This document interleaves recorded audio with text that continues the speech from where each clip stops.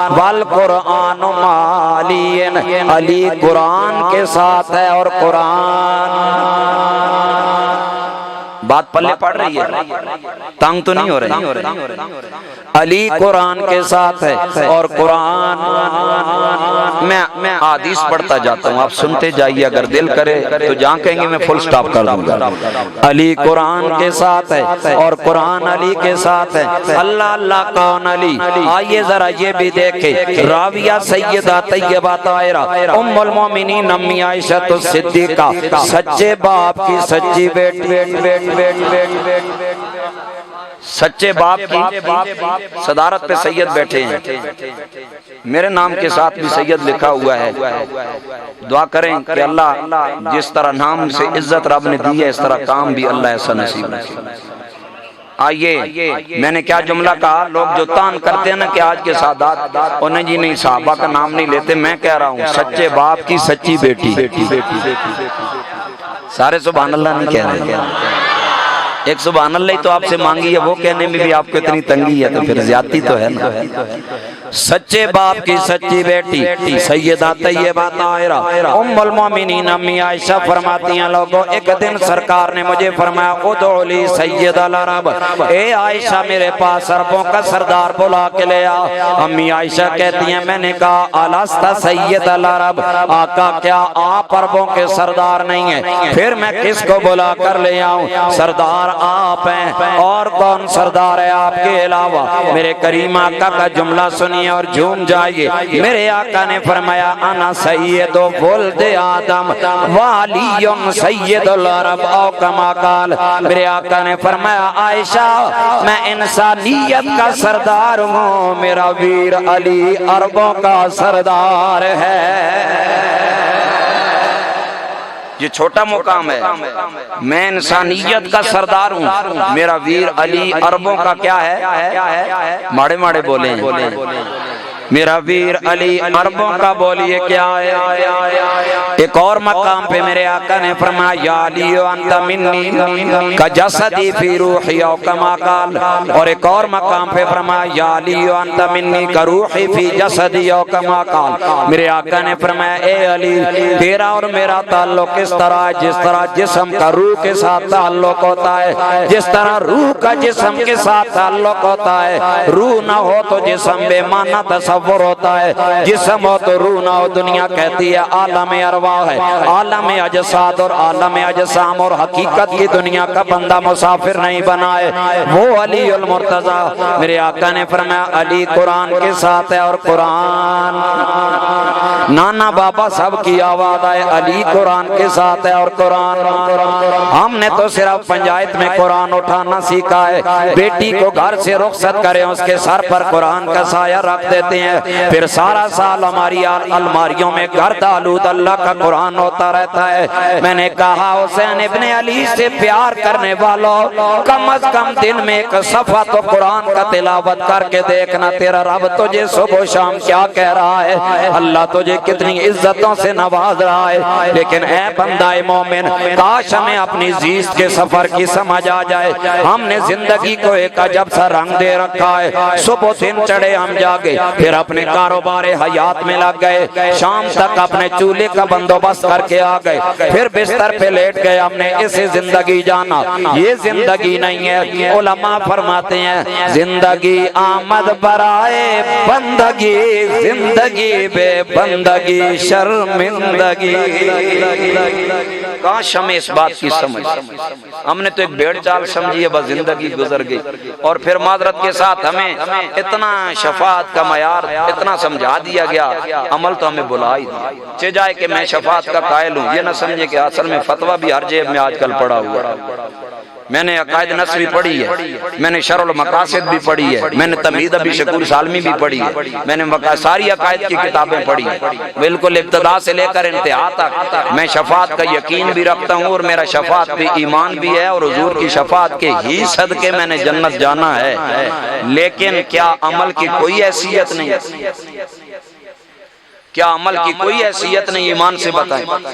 آج ہم نے عمل کو پس پش ڈال دیا، آج ہم نے معیار حیات بدل کے رکھ دیا۔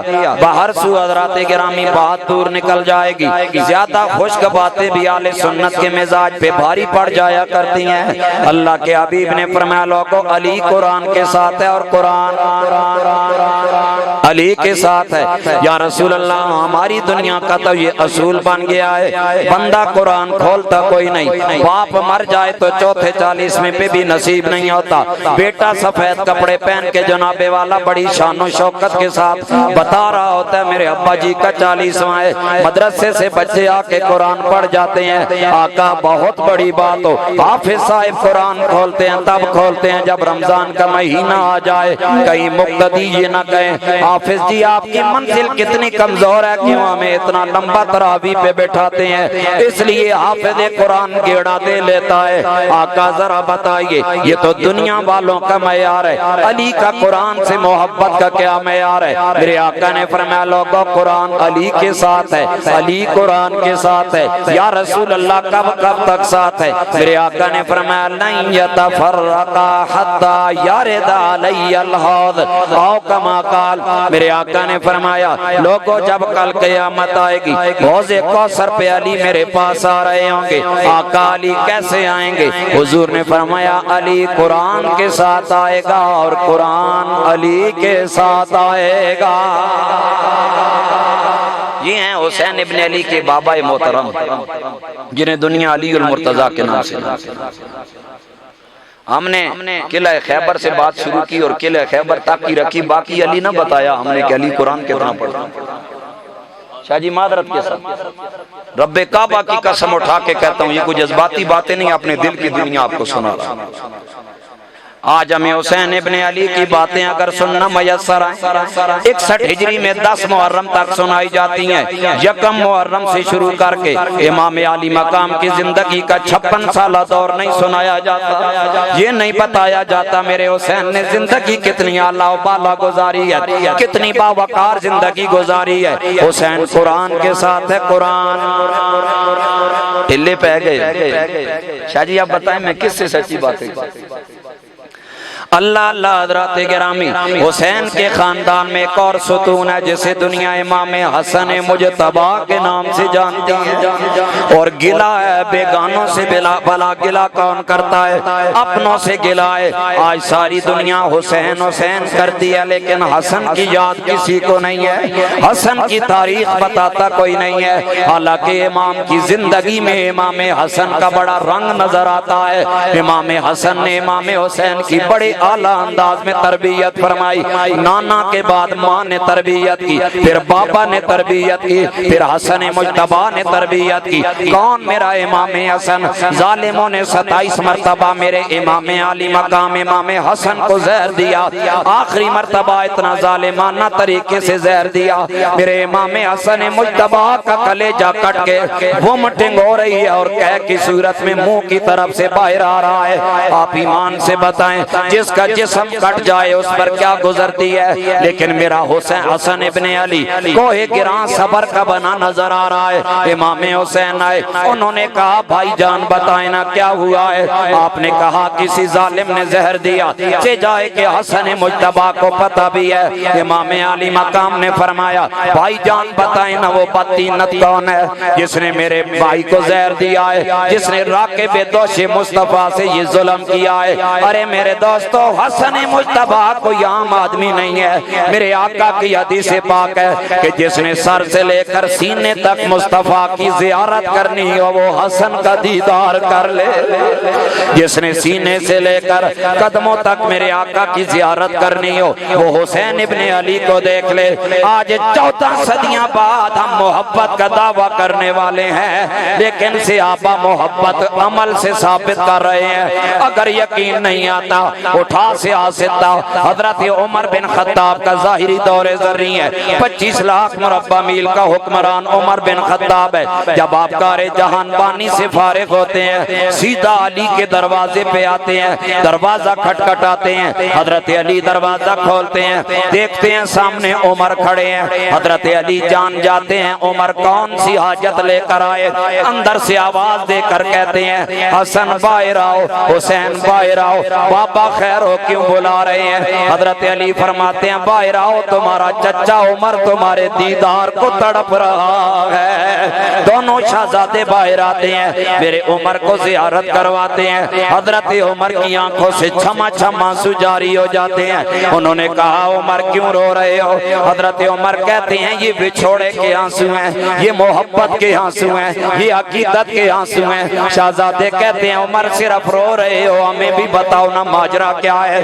حضرت عمر نے فرمایا اے حسن تم سر سے لے کر سینے تک شبیہ مصطفیٰ ہو، حسین تم سینے سے لے کر قدموں تک شبیہ مصطفیٰ ہو۔ حضرت عمر کہتے ہیں اے شہزادو جب تمہارے نانا کی مجھے یاد تڑپاتی ہے میں تمہارے ڈیرے پہ آتا ہوں، تمہارا دیدار کرتا ہوں، میرے مصطفیٰ کی یاد تازہ ہو جاتی ہے۔ یہ ہے وہ پاکیزہ گھرانہ۔ جناب ابو ہریرہ کو لے لیں، ابو ہریرہ صحابہ میں وہ ہیں جنہوں نے سب سے زیادہ احادیث روایت کی، وہ صحابی جناب ابو ہریرہ رضی اللہ تعالیٰ عنہ۔ آپ فرماتے ہیں ایک دن امام حسین ان کے ڈیرے پہ حضرت ابو ہریرہ کھڑے ہو کے استقبال کرتے ہیں، خوش ہو کے کہتے ہیں بخ بخ واہ واہ بلے بلے میرا حسین آیا۔ سبحان اللہ کہہ دیں یار، آپ عقل مند لوگ ہیں، بار بار بات کرنے سے بات کی ویلیو بھی ویلیو ہو جاتی ہے، کہہ دیجئے سبحان اللہ۔ حضرت ابو ہریرہ کہتے ہیں بلے بلے میرے رسول کی تصویر آئی ہے، میرے نبی کا نواسا آیا ہے، جبھا لگایا، محبت فرمائی، سفید بال ہیں داڑھی کی جناب ابو ہریرہ کے، جناب والا مولا حسین کو آپ نے بٹھا لیا۔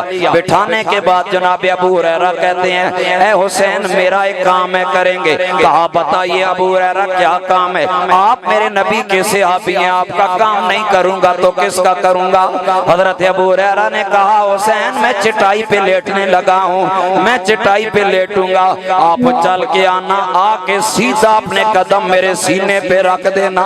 حضرت امام علی مقام نے فرمایا اے ابو ہریرہ آپ میرے نبی کے صحابی، آپ کی عمر اتنی زیادہ، بالوں میں سفیدی ہے، میں مانا میں نواسہ رسول ہوں، زہرا کا جگر کا ٹکڑا ہوں، علی کا بیٹا ضرور ہوں، حسن کا بھائی ضرور ہوں، لیکن ابو ہریرہ آپ بھی تو بزرگ صحابی ہے نا، یہ مجھ سے نہیں ہوگا۔ حضرت ابو ہریرہ رونے لگ گئے۔ آپ نے کہا حسین ایسا نہ کہو، یہ مہربانی ہوگی۔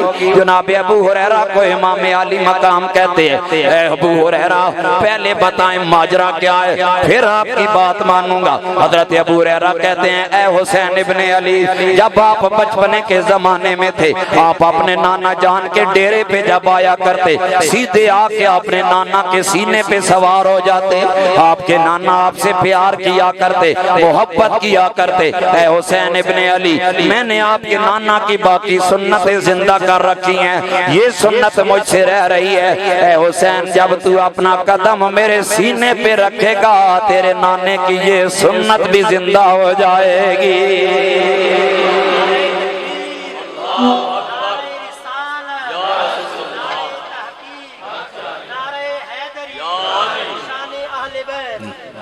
آپ کو باتیں سمجھ آ رہی ہیں؟ کتنا پیار سے آبا نے اہل بیت سے ہمیں کر کے دکھایا۔ اس خاندان کے بطلے اوریت مولا علی شیر خدا کے بعد حضرت امام حسن کی باری آتی ہے۔ امام حسن نے کہا اے حسین ابن علی میں قاتل کا نام نہیں بتاؤں گا۔ کہا بھائی جان اگر نام نہیں بتائیں گے میں بدلہ کیسے لوں گا؟ حسن مجتبیٰ نے کہا جان اللہ کی امانت ہے، اگر جان جاتی ہے تو دے دوں گا، لیکن تمہیں نام نہیں بتاؤں گا۔ اگر تم نے اسے کچھ کہا کل وہ بندہ نانا جان کی بارگاہ میں شکایت لے کر گیا اس نے کہا یا رسول اللہ آپ کے بڑے نواسے نے چھوٹے نواسے کو میری ذات پر نامینیشن کی تھی، اس نے میرے ساتھ یہ کیا ہے۔ امام حسن نے فرمایا میں جان تو دے دوں گا لیکن نانا کی بارگاہ میں شرمندگی کبھی بھی برداشت۔ اور اعلیٰ حضرت کے خانوادے سے ایک فرد بولا، اس نے بڑا اعلیٰ سپاہ سے عقیدت پیش کیا، انہوں نے کہا کہ سر کٹانا جان دینا کوئی تم سے سیکھ لے، سر کٹانا جان دینا کوئی تم سے سیکھ لے، ارے جان عالم ہو فدا اے خاندان آل بیت۔